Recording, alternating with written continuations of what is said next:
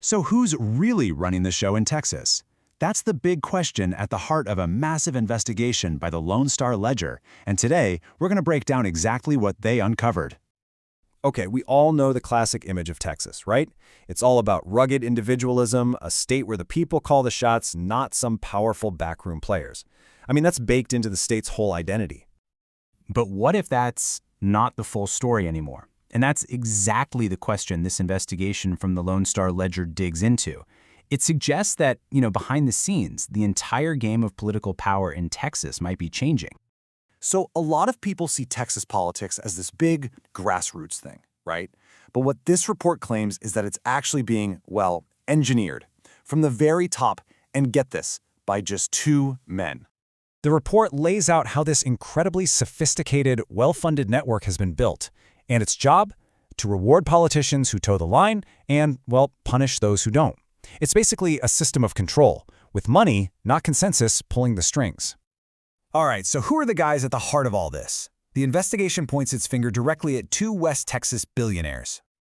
Okay, so on one side you've got Farris Wilks, a guy who made his fortune in the fracking boom.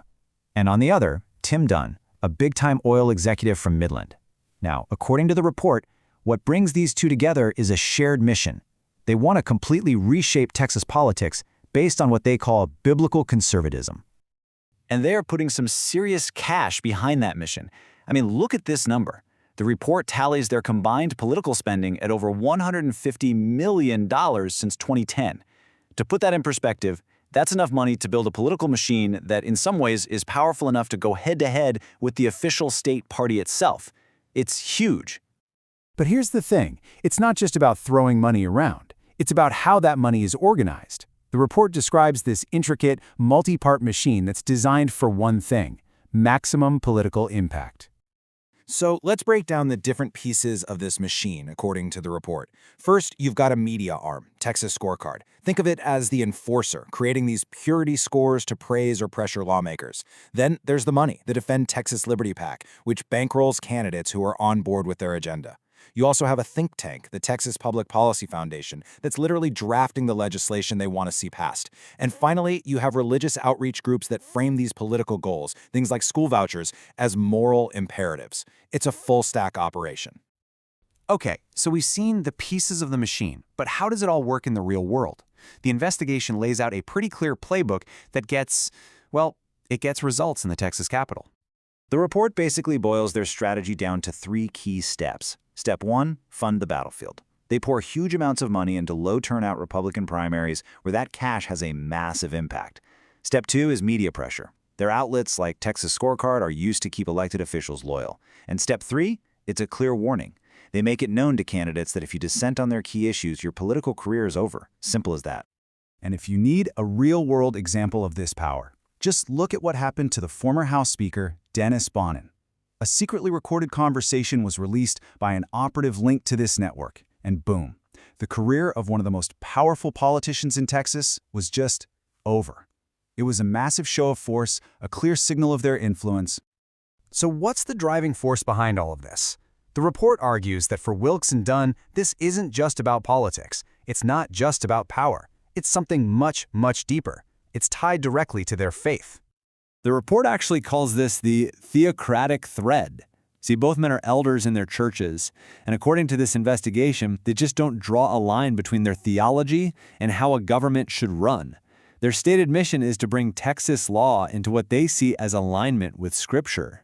And you can really see that mission come to life in the policies they push for. The report links their money directly to some of the biggest legislative fights in the state, from battles over reproductive and LGBTQ rights, to campaigns to remove certain books from school libraries, and of course, that relentless, years-long push for school vouchers. Okay, so when you put all of this together, the investigation starts asking a much bigger, more fundamental question about who actually holds power in Texas right now. And the report uses a very specific word to describe what they found: oligarchy. Now, that's a system where a tiny group of super wealthy people can basically shape political outcomes, whether or not the majority of the public agrees with them. So, Does this apply to Texas? Well, the report says the key signs are all there. You've got highly concentrated funding from just a few donors in critical races. You've got a private, donor-funded media ecosystem that controls the narrative. And you get policy outcomes that seem kind of disconnected from public opinion, like the push for school vouchers in rural areas where they're often deeply unpopular. So what does this all boil down to for the average voter? The investigation's conclusion is pretty stark. It argues that this whole network basically acts as a gatekeeper. By the time you or I get to the ballot box in a primary, we might just be choosing between two candidates who've already been approved and funded by the exact same small group of people. And that leaves us with the big, provocative question that the Lone Star Ledger's investigation wants us to think about. When you cast your vote, who are you really voting for? Is it a candidate who represents you and your community, or is it someone who ultimately answers to just a couple of billionaires? It's a question that goes right to the heart of transparency, accountability, and that classic Texas ideal we started with, independence.